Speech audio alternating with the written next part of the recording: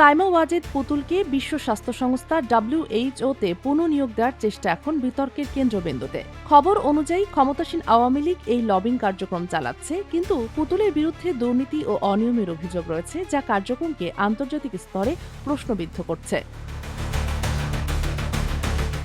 সাবেক প্রধানমন্ত্রী শেখ হাসিনার মেয়ের এই পদক্ষেপকে বিশ্ব স্বাস্থ্য সংস্থার দক্ষিণ পূর্ব এশিয়ার আঞ্চলিক দপ্তরে ফেরানোর জন্য আওয়ামী লীগ ভারত ও যুক্তরাষ্ট্র ভিত্তিক একাধিক লবিস্ট ফার্ম নিয়োগ দিয়েছে। তবে WHO এর পক্ষ থেকে বাংলাদেশ সরকারের মতামত চাওয়া হলে বিভিন্ন মন্ত্রণালয় এবং দুর্নীতি দমন কমিশন পুতুলের বিরুদ্ধে সকল তথ্য, দুর্নীতি, অনিয়ম এবং বিচারাধীন সাজা সংস্থাটিকে জানিয়েছে।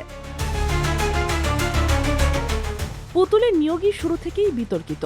2024 সালের 1 ফেব্রুয়ারি দায়িত্ব নেওয়ার আগ থেকেই তার নিয়োগে তৎকালীন প্রধানমন্ত্রী শেখ হাসিনা ও ভারতের প্রভাব খাটানোর অভিযোগ উঠেছিল। সম্প্রতি বাংলাদেশের পক্ষ থেকে WHO-কে জানানো হয়েছে, পুতুল রাজধানী উন্নয়ন কর্তৃপক্ষের রাজকীয় পূর্বাচল প্রকল্পের জালিয়াতি ও তথ্য গোপন করে প্লট বরাদ্দ নেওয়ায় 27 নভেম্বর আদালতের রায়ে 5 বছরের কারাদণ্ডপ্রাপ্ত।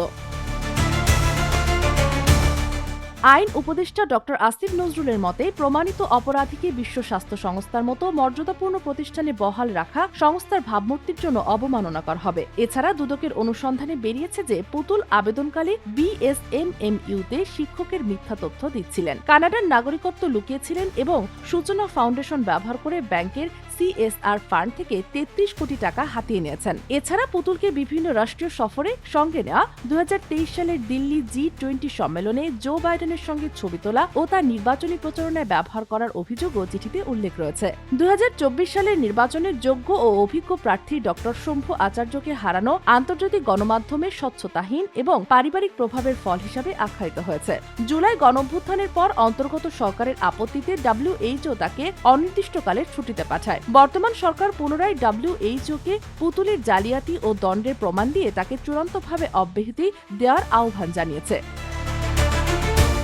Sheikh Masuma, news desk, daily our Bangladesh.